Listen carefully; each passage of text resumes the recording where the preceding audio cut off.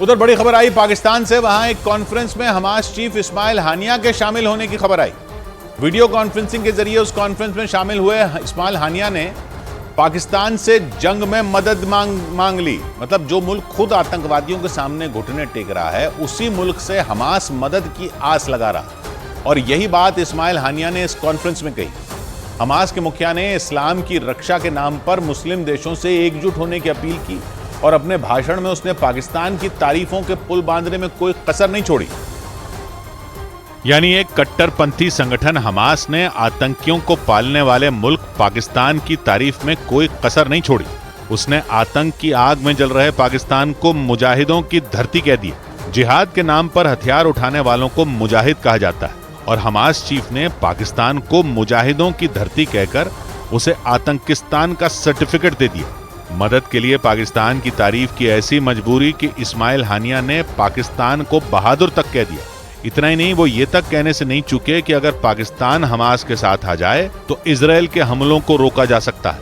मतलब जिस इजराइल के हमलों को ईरान और तुर्की नहीं रोक पाए, जिस जंग को मुस्लिम देशों का संगठन OIC नहीं रोक पाया, उसे पाकिस्तान अकेला ही रोक सकता है। इस्माइल हानिया ने पाकिस्तान की महज तारीफ नहीं की, बल्कि उसे चने के झाड़ पर चढ़ा दिया। इस्माइल हानिया ने ये बात तब कही जब वो हमास की जंग में मुस्लिम देशों की भूमिका पर हुई एक कॉन्फ्रेंस में शामिल हुए। ये कॉन्फ्रेंस पाकिस्तान में मजलिस इत्तेहाद उम्मा नाम के संगठन ने करवाई थी, जिसका मकसद हमास और गाजा के लिए समर्थन जुटाना था। लेकिन इस्माइल हानिया ने इस मंच का इस्तेमाल जंग में पाकिस्तान से मदद मांगने के लिए किया।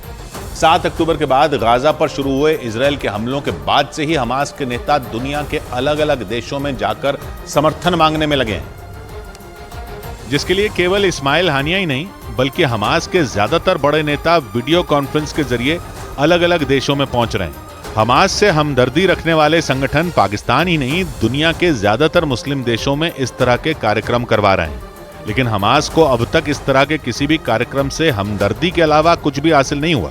जंग के 2 महीने बीतने के बाद भी न तो गाजा पर इजराइल के हमले बंद हुए और न ही जंग में हमास को कोई सहारा मिला।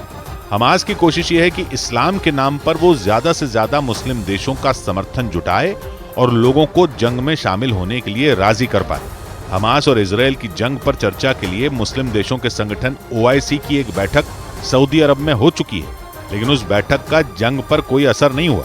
उधर खुद इस्माइल हानिया भी गाजा की जमीन पर कदम नहीं रख पा रहा। खबरों के मुताबिक हमास का मुखिया इस्माइल हानिया कतर में छुपकर रह रहा है। हालांकि इस्माइल हानिया और हमास के बाकी नेताओं की कोशिश अपने लड़ाकों का एक नेटवर्क तैयार करने की। भारत की जांच एजेंसियों को भी ऐसे इनपुट मिल चुके हैं जिनसे पता चलता है कि आतंकी संगठन युवाओं का माइंड वॉश कर उन्हें जंग में हिस्सा लेने के लिए उकसा रहे हैं, जिसके लिए जैश और लश्कर जैसे संगठन बड़ी भूमिका में हैं। पाकिस्तान की सेना और खुफिया एजेंसी की मदद से चलने वाले पाकिस्तान के आतंकी संगठन पूरी दुनिया में नए लड़ाकों की भर्ती का मिशन चला रहे हैं। खबरों के मुताबिक सोशल मीडिया के जरिए आतंकी संगठन युवाओं का ब्रेन वॉश करने में लगे हैं ताकि उन्हें गाजा पट्टी में जंग लड़ने के लिए भेजा जा सके। इस लड़ाई में हमास के नेताओं का काम भड़काऊ भाषण देने का है और उनके वीडियो का इस्तेमाल आतंकी संगठन अपने प्रोपेगेंडा में कर रहे हैं। माना जा रहा है कि दुनिया भर में हमास के लिए कार्यक्रम कराने वाले संगठन भी इसी साजिश का हिस्सा हैं। खुफिया एजेंसियों के सूत्रों से मिली खबरें तो यहाँ तक हैं कि लश्कर तैयबा के कई लड़ाके गाजा में चल रही जंग में भेजे भी जा चुके हैं, लेकिन इजराइल की फौज के हमलों में हमास को भारी नुकसान होने की खबरें। रोजाना मारे जा रहे लड़ाकों के कारण हमास बुरी तरह लाचार है, इसीलिए उसके नेता पाकिस्तान जैसे मुल्कों के सामने भी हाथ फैलाने को मजबूर है।